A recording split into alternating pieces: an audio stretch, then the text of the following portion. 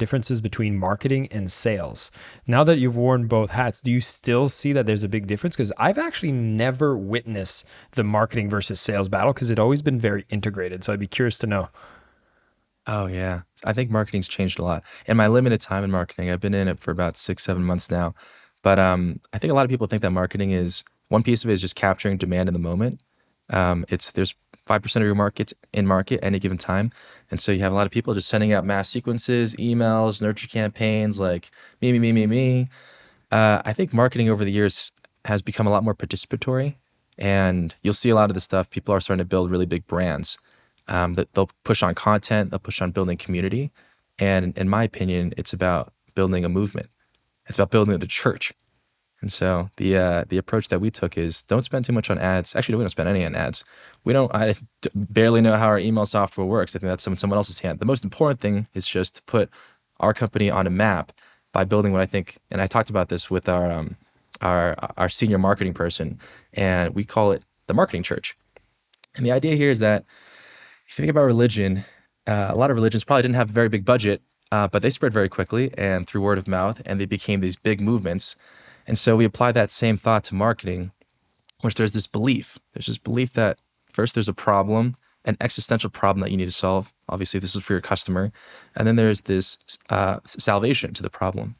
And the church or the belief or the religion is the playbook or the mechanism you bridge the gap between the two from problem to salvation.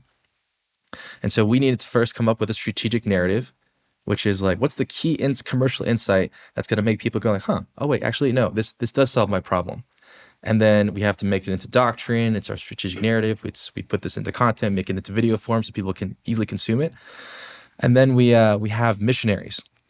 Missionaries are, instead of the popes, priests, pastors, or bishops, we have customers, integration partners, influencers, advocates, anybody in your ecosystem that is willing to preach the gospel, essentially, because it's a lot more effective if it comes from somebody else. And that way, you also build. So because of the problem and salvation, you have this. You're creating your own category that's tied to a movement that's evolving in industry. And once people start talking about this on your behalf, not just your sales team or you, but other people, your missionaries are talking about it, that's when it can spread. And once they're talking about customers and customers are talking back, that's when you have a two-way dialogue, and it's not just building an audience. And that's how it sustains, becomes sticky, and that's when it really spreads like wildfire. Well, I was going to say, is this the whole concept of trying to being viral? Like, is that the formula that you're trying to do? I think virality is different. I've had videos that have gone viral. I posted a volcano video on TikTok.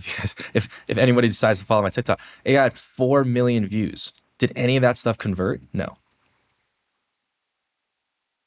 So if you can create viral content, but if it has no tie into the problem that you're solving, or your gospel, or what you're trying to preach and how they're going to achieve salvation, it doesn't really help you convert anything.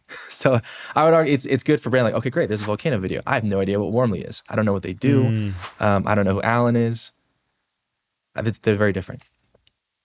Well, it sounds like, because the virality seems like the vanity metric that's often being chased if you're getting into this, right? Like if you have your own brand, you're trying to break through, it's like, okay, if I just had one viral video, then at least everything would be solved. But you're talking about the fact that number one, it's not even a good leading measure because it's not going to give you the results you need that's actually tangible for a business. And now you're introducing a lot of church words, which I think is hilarious and probably very effective.